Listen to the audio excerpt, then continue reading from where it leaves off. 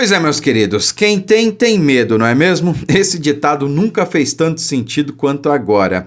E o último a provar que ele é verdadeiro foi justamente Paulo Gonet, procurador-geral da República, indicado por Lula, amigão dele, e que até agora tem feito todas as suas vontades e subsidiado a ditadura em curso por aqui. Bom, surpreendentemente, ele foi contra o pedido de prisão esdrúxulo do PT contra Eduardo Bolsonaro. Isso realmente foi uma surpresa, e eu gostaria muito de dizer que foi por causa da Magnitsky, mas eu acho que tem algo mais por trás dessa história aí, viu? O Paulo Gonet, como vocês sabem, ele quer ser reconduzido ao cargo, mas para isso precisa passar por uma sabatina no Senado. E ele sabe que se for a favor da prisão política de um parlamentar, não vai ficar muito bom para ele, né? O clima já não está favorável. Já há indícios aí de que a oposição pode articular juntamente com o Centrão para barrar a sua recondução, o que seria uma grande vitória, o que seria realmente espetacular. Mostraria para o sistema que a ditadura em curso não irá até o fim. Eles não vão continuar com isso, sobretudo a partir do ano que vem, quando a gente deve mudar aí o cenário político nacional, né? Para a graça, né? Para o bem do nosso Brasil, né? Para a honra e glória do Senhor Jesus. Mas o fato, meus amigos, é que o Paulo Gonet, ele não dá ponto sem nó, né? Ele sabe muito bem que esse pedido, ele não tem base legal. Ele foi feito pelo PT, né, pelo líder da oposição, pelo líder do governo lá na Câmara, e ele foi remetido, a princípio, para o Supremo, claro, para as mãos de Alexandre de Moraes, que deveria ter rejeitado o pedido de ofício, porque isso cabe à Câmara dos Deputados deliberar.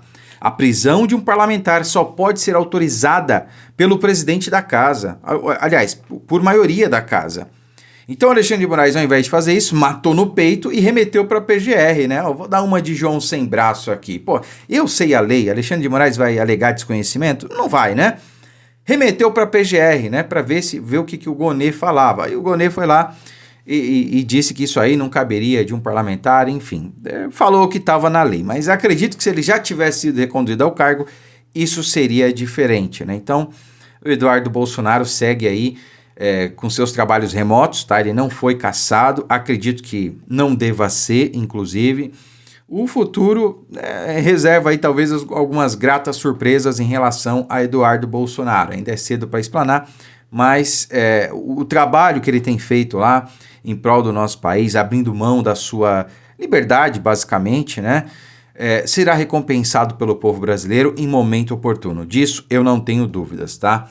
Agora, falando a respeito dessa recompensa, do que Eduardo Bolsonaro vem fazendo e da família Bolsonaro, muita gente tenta alçar o nome de outras figuras aí para o ano que vem. A gente sabe que a situação do presidente Bolsonaro é complicada, que o sistema quer tirar a todo custo o Bolsonaro da vida pública. Aliás, o sistema quer tirar a família, o nome Bolsonaro da vida pública, mas isso é impossível. Eles não vão conseguir fazer isso. Mas para aqueles isentões de plantão, para nova direita que aceita a prisão de Bolsonaro apenas para poder lançar o seu candidato próprio em 2026, eu quero dar um recado muito claro para essas pessoas. E para isso, eu quero usar aqui as palavras de Paulo Figueiredo, tá? Um trecho de um vídeo onde ele fala a respeito e eu faço minhas as palavras dele. Prestem atenção, vale a pena cada segundo. A gente não vai ceder. O Eduardo vai estar inelegível, não tem problema. O candidato é o Flávio. Não, o Flávio está inelegível, não tem problema de botar a Michele. Vocês não têm alternativa, vai ser impossível enterrar o sobrenome do Bolsonaro da política brasileira, por mais que vocês tentem. E o nosso papel aqui vai ser continuar fazendo pressão internacional. E a gente está trabalhando duro para expandir esse trabalho para a Europa. Em resumo, a nossa missão aqui é a missão que deveria ser sempre a missão do bolsonarismo. Ferrar com os planos do Ciro Nogueira do sistema. Porque se a gente está ferrando com os planos dele, a gente está ferrando com quem quer ferrar com o Brasil. E se o Ciro Nogueira me encher muito o saco, eu ainda saio candidato a senador por São Paulo. Mas, Paulo, você quer ser candidato a senador? Você quer ser senador? Não. Mas eu quero muito ferrar com os planos do sistema. Porque se a Globo, o Ciro Nogueira, o Alexandre e a Faria Lima estão unidos em torno de alguma coisa, é óbvio que essa coisa não é boa para o Brasil, é óbvio que essa coisa não é boa para as pessoas. É boa para vocês, para a turminha de vocês da elite, pro beautiful people, mas não é bom para o povo, para as pessoas comuns que carregam o Brasil nas costas. Nesse momento vocês estão unidos em torno da candidatura que seria do Tarcísio. Eu vou dizer, não tem nada pessoalmente contra o governador Tarcísio. Até gosto dele. Gosto mesmo. O problema é que o Tarcísio está colocando água no chope dizendo que vai ser candidato à reeleição de São Paulo. Aí agora os caras estão pulando para qualquer galho que estiver disponível. Ratinho Júnior. Ratinho Júnior. A cogitação do nome de Ratinho Júnior revela de forma máxima o desespero do sistema de não conseguir trazer o Tarcísio para disputa. Ratinho Júnior. Deixa eu falar uma coisa aqui para vocês. Vocês estão em outro planeta. Se Ratinho Júnior for para as urnas, ele vai ser humilhado. Talvez ele não vá nem para disputa, porque quando levantarem o nome dele com um Bolsonaro nas pesquisas, Ratinho Júnior vai pontuar em um dígito. E eu, de fato, aqui não é um comentário também depreciativo em relação ao Ratinho Júnior. Mas eu digo que quem aceitar ser um peão do sistema vai cair do cavalo e vai cair feio. E a razão por trás dessa queda é o grau de desconexão que vocês têm com a realidade. Porque se você acha mesmo que o Ratinho Júnior tem voto fora do Paraná, pô, pergunta, você aí do chat, pergunta para 5 pessoas da sua família se elas sabem quem é o governador do Paraná. Se perguntar quem é Ratinho, as pessoas acham que é um apresentador do SBT, pô. Pois é. Paulo Figueiredo ali até foi duro no final, mas é a verdade, cara. Quando a gente fala de uma eleição nacional, né, para presidente, aí a gente precisa de alguém com projeção nacional. E o Ratinho Júnior, lamentavelmente, não tem, tá? A não ser que fosse uma chapa ali hipotética, o Ratinho Júnior eventualmente como vice, o que não vai ser o caso, né? Mas seria mais cabível, mais palpável. Não para a presidência, para a cabeça de chapa. Isso não vai rolar, não vai acontecer, não tem chance disso acontecer. Assim como não tem chance de Ronaldo Caiado, né? Alguém conhece Ronaldo Caiado no Nordeste? Talvez você que esteja vendo esse vídeo, você que está antenado, que acompanha aqui o canal, que acompanha as notícias, você conhece o Ronaldo Caiado, né? E você é, por exemplo, da Paraíba. Ok, é possível. Mas a grande massa, a grande maioria, não conhece. E vai ser muito fácil pro sistema, pro PT, para a assessoria de imprensa do regime, destruir a imagem de alguém que o povo sequer conhece, entendeu? Agora, imagina um Eduardo Bolsonaro, um Flávio Bolsonaro. Cara, é filho do homem.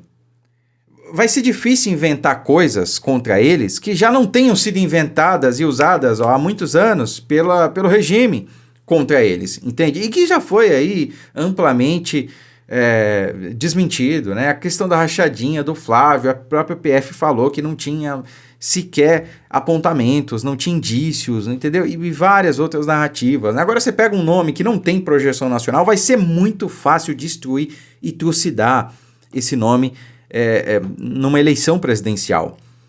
Vai ser basicamente entregar de bandeja a eleição para os caras de novo. E a gente não pode correr esse risco. Então, faço minhas aqui as palavras de Paulo Figueiredo. O sistema quer destruir Bolsonaro, o sistema quer destruir o nome Bolsonaro, a família Bolsonaro, porque fazendo isso eles vão destruir a direita, porque não existe direita sem Bolsonaro. Para destruir a direita, eles não vão tentar destruir a direita de fato, porque isso é impossível. Eles vão destruir Bolsonaro, o nome Bolsonaro, a família Bolsonaro. Fazendo isso, eles acabam com a direita. Porque o que nós temos de direita hoje, enquanto organização política, né, ideologicamente falando, é Bolsonaro. Gente, o que era... Quem acompanha o canal sabe. Eu cito aqui a expressão, o Brasil antes de Bolsonaro, que é o AB, e o Brasil depois de Bolsonaro, que é o DB. O Brasil AB antes de Bolsonaro era outro Brasil. Se não fosse Bolsonaro entrar na parada, hoje... nós estaríamos falando de Big Brother, de novela, de futebol, o Corinthians joga amanhã, de qualquer outra coisa, menos de política.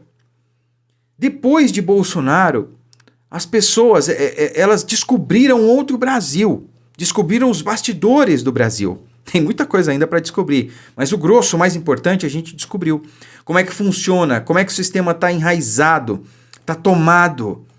E essa é a questão, é isso que o sistema quer acabar, mas não vão conseguir. Então parem de querer alçar qualquer outro nome, parem de falar que Tarcísio é um traidor. O sistema quer o Tarcísio, o Centrão quer o Tarcísio não quer, porque ele é leal ao Bolsonaro. Então, a não ser que Bolsonaro diga o contrário, o Tarcísio não vai fazer isso. Ele é candidato à reeleição por São Paulo. Tá? Então, essa é a questão. Vamos aguardar aí que talvez essa semana a gente tenha ainda boas novidades, oriundas lá dos Estados Unidos, talvez, né, Donald Trump, né? Tem coisa boa por vir aí, né? Vamos aguardar. Curta, comente, compartilhe muito esse vídeo, fiquem com Deus e até a próxima.